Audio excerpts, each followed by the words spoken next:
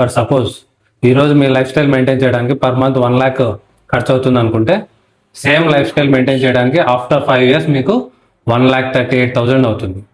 అదే after 10 years అయితే 1,80,000 అవసరం అవుతుంది. దీన్నే ఇంకోలా చెప్పాలంటే, సపోజ్ ఈరోజు మన దగ్గర 1 lakh రూపీస్ ఉన్నాయంటే దాని వాల్యూ ఆఫ్టర్ 5 years 74,500 పడిపోతుంది. అదే ఆఫ్టర్ 10 years అయితే 50,000 పడిపోతుంది. అంటే ఆల్మోస్ట్ ఎవ్రీ 5 yearsకి 25% వాల్యూ పడిపోతుంది. దీన్నే ఇన్ఫ్లేషన్ అంటారు. వార్ లాంటి situations, like global crisis or recession లాంటి సిచ్యువేషన్స్లో ఈ ఇన్ఫ్లేషన్ ఇంకా ఎక్కువ ఉంటుంది. అప్పుడు వర్త్ ఇంకా తగ్గిపోతుంది. సరే, ఇప్పుడు మనం ఈ ఇన్ఫ్లేషన్ బీట్ చేస్తూ మన మనీ వర్త్ని అట్లే కాపాడుకోవాలి, ఇన్ఫ్లేషన్ కంటే ఎక్కువ రిటర్న్స్ వచ్చేలాగా చేయాలంటే ఇన్వెస్ట్మెంట్ చేయాలి. లో రిస్క్ కేటగిరీస్ ఏమున్నాయో చూద్దాం. ఫస్ట్ ఇది పీపీఎఫ్ అంటే పబ్లిక్ ప్రావిడెంట్ ఫండ్. ఇది మనకు ఆల్మోస్ట్ 7 to 8% రిటర్న్స్ ఇస్తుంది.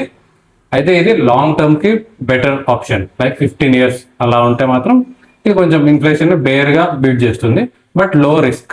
అనేది ఎన్పిఎస్ అంటే నేషనల్ పెన్షన్ సిస్టమ్. ఇది రిటైర్మెంట్కి బెటర్ ఆప్షన్. ఇది వచ్చేసి మనకు ఆల్మోస్ట్ 8 to 10% రిటర్న్స్ ఇస్తుంది.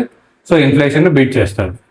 ఫిక్స్డ్ డిపాజిట్స్, దీంతో మనం ఇన్ఫ్లేషన్ బీట్ చేయడం కష్టం, బట్ మన అమౌంట్ ప్రొటెక్షన్కి యూజ్ అవుతుంది. బేర్గా మరీ మన సేవింగ్స్ అకౌంట్స్లో వచ్చేలాగా 2.5% ఇంట్రెస్ట్ కాకుండా 6 to 7% ఇంట్రెస్ట్ వస్తుంది. తర్వాత మోడరేట్ రిస్క్ కేటగిరీకి వస్తే హైబ్రిడ్ మ్యూచువల్ ఫండ్స్ అంటే ఈక్విటీ ప్లస్ డెబ్ట్ ఫండ్స్. సో ఇవి బిగినర్స్కి బెటర్ ఆప్షన్. ఇది కూడా మనకు ఆల్మోస్ట్ 9 to 12% రిటర్న్స్ ఇస్తాయి. సో సెకండ్ ఆప్షన్ వచ్చేసి డెబ్ట్ మ్యూచువల్ ఫండ్స్. ఇది కొంచెం లెస్ రిస్క్ ఉంటుంది, ప్లస్ రిటర్న్స్ కూడా 7 to 9% ఉంటుంది. ఇంకా లాస్ట్ది aggressive high risk high return category. ఇందులో ఫస్ట్ ఆప్షన్ వచ్చేసి ఈక్విటీ మ్యూచువల్ ఫండ్స్. ఈక్విటీ అంటే index funds, large cap funds, small and mid cap funds. ఇందులో కొంచెం రిస్క్ ఎక్కువ ఉంటుంది, but at the same time returns కూడా 12 to 14% ఎక్స్పెక్ట్ చేయొచ్చు.